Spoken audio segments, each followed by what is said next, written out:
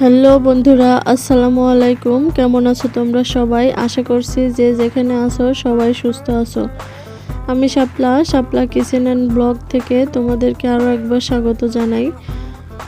তো ভিডিওতে দেখার শুরুতে একটা লাইক দিও, ভিডিওটি দেখে কন্টিনিউ করো। আজকে আমি একটা বিস্কিট পিঠার রেসিপি নিয়ে এসেছি। এটা বিস্কিট বললেও চলে, আবার পিঠা বললেও চলে।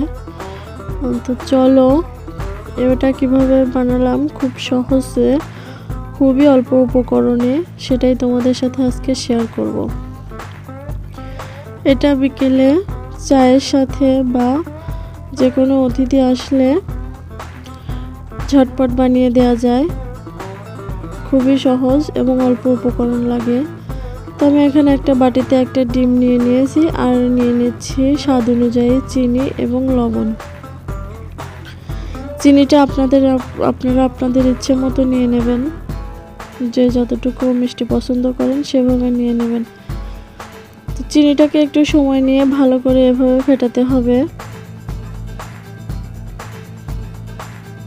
যেন চিনির দানা না থাকে। চিনিটা গলে যাওয়া পর্যন্ত এভাবে ফেটাতে হবে। চিনিটা ফেটানো হয়ে গেলে অল্প অল্প এখানে চালের গুঁড়া অ্যাড করতে হবে। ওইরকম পরিমাণে কোনো ধরা বাঁধা নাই, আপনারা অল্প অল্প অ্যাড করতে থাকবেন আর এভাবে মেশাতে থাকবেন।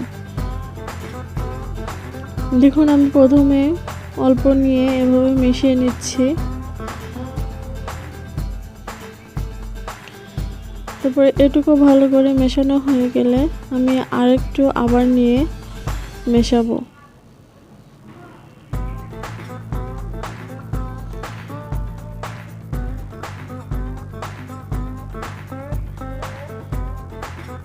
তো এভাবে 3-4 বার চালের গুঁড়াটা অ্যাড করে আমি এভাবে মিশিয়ে নিয়েছি। এইরকম হবে। তো এটাকে আমি ঢাকনা দিয়ে ঢেকে আধা ঘন্টার জন্য রেখে দিয়েছি।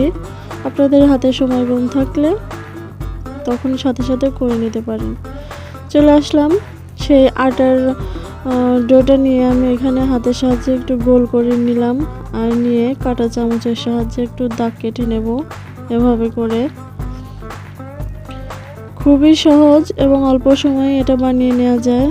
তো আমি এভাবে করে সবকটা বানিয়ে নেব।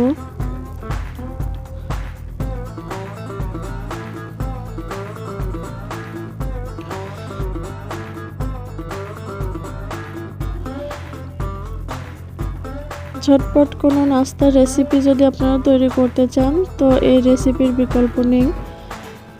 এটা খুবই কম সময়ে হয়ে যায় আর ভাজতেও বেশি টাইম লাগে না, আর খেতে অত্যন্ত সুস্বাদু। আপনারা বাসায় চেষ্টা করে দেখবেন। তো দেখুন আমি এভাবে করে সবকটা বিস্কিট বানিয়ে নিয়েছি। এখন চলে যাচ্ছে ভাজতে। চুলায় আমি তেল গরম বসিয়ে দিয়েছি। তেলটা গরম হয়ে গেলে এর মধ্যে একে একে বিস্কুটটা দিয়ে দেব। হাই হিটে তেলটা গরম করে নিয়েছি। তারপর বিস্কিটটা দেওয়ার পরে একেবারেই লো হিটে করে দিতে হবে। আর চেষ্টা করবেন এটাকে লো হিটেই ভাজার, তাহলে বেশি মচমচে হবে। আর চুলার হিটটা যদি হাই হয়ে যায় তাহলে উপরে হয়ে যাবে কিন্তু ভেতরে কাঁচা থেকে যাবে।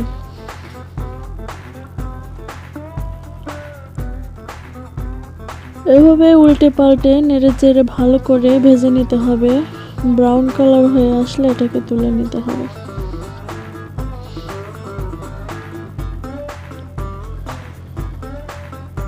তোমার বিস্কিটগুলো হয়ে গেছে, আমি তুলে নিচ্ছি আর বাকিগুলো দিয়ে দিচ্ছি।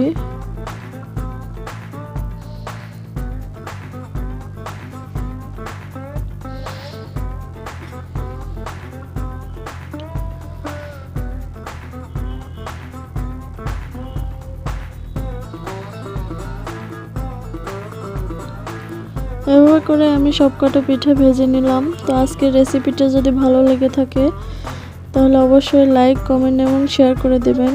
কমেন্ট করে অবশ্যই জানাবেন কেমন হলো, কমেন্ট করে লিখে আমাকে জানিয়ে দেবেন।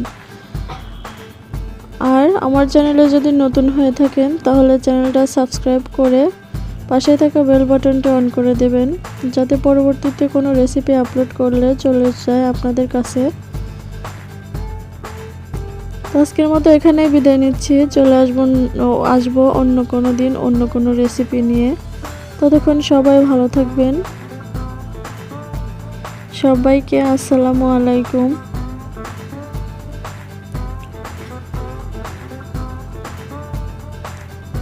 তুমি দেখো, পিঠাটি ভেঙেও দেখিয়ে দিলাম, এরকম হয়।